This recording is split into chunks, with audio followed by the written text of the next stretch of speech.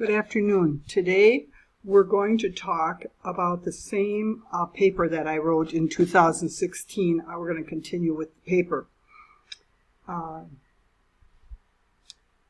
example of addiction, which we know comes from rewards and punishments, or I have said it starts with rewards and punishments. When we are rewarded, we become addicted to the reward or to being rewarded or to something related to the reward. Let's say the reward is candy. You might become addicted to candy, or something to do with the situation where we were rewarded. Like if we're rewarded for working, we might become addicted to work. But anyway, so an example of addiction can be seen within the oil industry and its surroundings. One imbalance is the quantity of oil taken from the earth in such a relatively short time compared to the amount of time it took for the oil to be created in nature. Another oil imbalance is the extreme and excessive wealth of oil interests compared to most other people. These imbalances, which come from addiction, imbalance and addiction go together, come about because of the use of rewards and punishments, that is, what they call incentives and encouragement, given to those cooperating in the promotion and use of oil. The incentives, that is, punishments, or rewards, begin, in this case rewards, begin with tax breaks and or subsidization of oil by government leaders, themselves rewarded or incentivized by campaign contributions, etc., to introduce and pass such measures in Congress, those measures which reward oil. The incentives and encouragement, that is, rewards, continue all the way down to the consumers. Anything, such as technology dependent on oil to run, is rewarded. Ever more complex and bigger machinery run on oil is encouraged by tax laws. In contrast, human labor is disfavored. Companies pay taxes once on all the work, whether by machines or by people. But each person who works also pays income tax, so there is a double tax on human labor, and just a single tax on machine labor. So you've seen how they very often lay off people in favor of machines, computers, and so on. They are taxed less on those machines. If the person is taxed, in addition to the company being taxed on their labor, the person is going to demand a higher and need a higher salary. But the machines don't need such a high upkeep as a human being would, because the human being has to pay that extra tax. So each person who works also pays income taxes, which are not paid on the work of each machine. Car use is encouraged. And another example is that car use, which depends on gas, which is made from oil, is encouraged over public transit.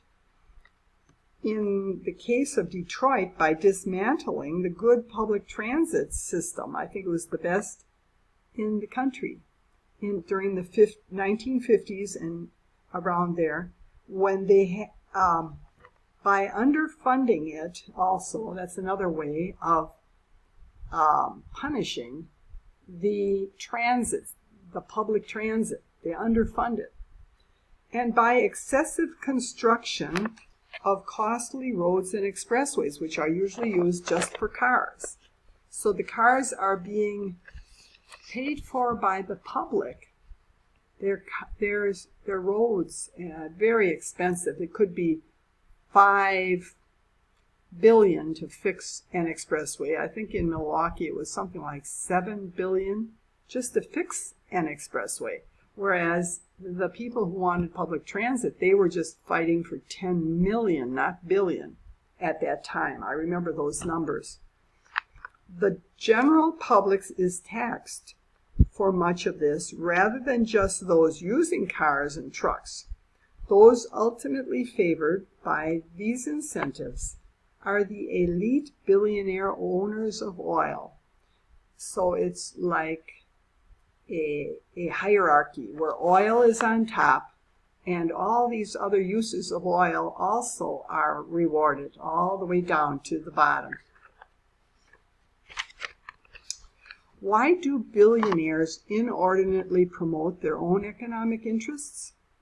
I believe it's because they see them as rewards to themselves, even though money is the last thing they need, having so much of it. So they don't need money, but yet because they see it as a reward, they have the illusion, which rewards give, of love. Rewards are an illusion. Oh, I'm being loved now. I'm being given this money. But it's just an illusion. So it becomes an addiction because they keep wanting more and more and more, and they're never satisfied because an illusion, it's not a real thing. So it's not real love.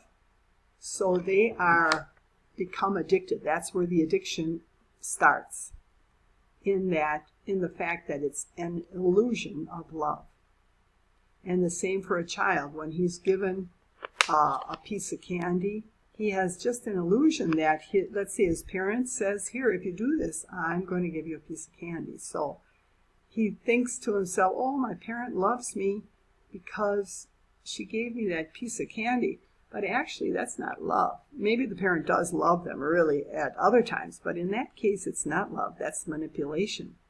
And his thought that that is love, candy is love, will make him want more and more, although it does taste good too. But it'll make him want more and more, and he'll never be satisfied. And he may become, if this happens every day or very often, he could become addicted to candy. I think it depends on the quantity and also the extreme nature of maybe any individual punishment or reward that would make a person become addicted. Inordinate money, here I'm talking about this addiction, which I think is the billionaires. Inordinate money is not a natural result, not something that comes naturally to them through any organic connection to their activity, but it is artificially manipulated by how they influence leaders, etc. Money is an addiction for them. Money is an artificial reward. As an artificial reward, gives them a false sense of meeting their needs, ultimately for love, but it's not satisfying. Since it doesn't authentically satisfy their needs, they continue to seek more and more, and so the addiction. Persons who have been trained as children with a lot of rewards and punishments, which are false substitutes for their real needs, ultimately for love, are more easily given to seeking false substitutes in adulthood because their childhood experience has primarily directed their outlook toward rewards and punishments, rather than seeing the real effects of their actions on themselves and their natural surroundings. So a child might say, well, if I'm going to be rewarded for jumping out this window, I'll jump out the window, because even though it's the 5th floor, because I'm going to be rewarded. And they won't even think, well, this is, of course, an extreme example. I'm not saying this would happen because most children do see some real results. But let's say something else. They'll do almost anything and not think, or they'll often do something and not think of the real results or possible results of what they're doing. And they'll just be thinking, am I going to be punished? No, I won't be punished. Let's go ahead and do this. As some children, some high school kids did in a class that I was teaching one time. They threw a great big old computer, the kind they used to have in the old days. Not such old days, but anyway, they threw out that computer out a 4th floor window. They did it so quickly, they probably never even thought, what if somebody's standing down there? Probably never entered their minds. Probably what they were thinking is, we can do it, let's do it, nobody sees us. I was looking at the board, they had the computer, and before you know it, it was out the window. And they probably thought, we're not going to be punished. They won't even know who did it, or whatever they thought probably about punishment rather than reality. They certainly probably didn't want to kill anybody. Okay, thank you for listening.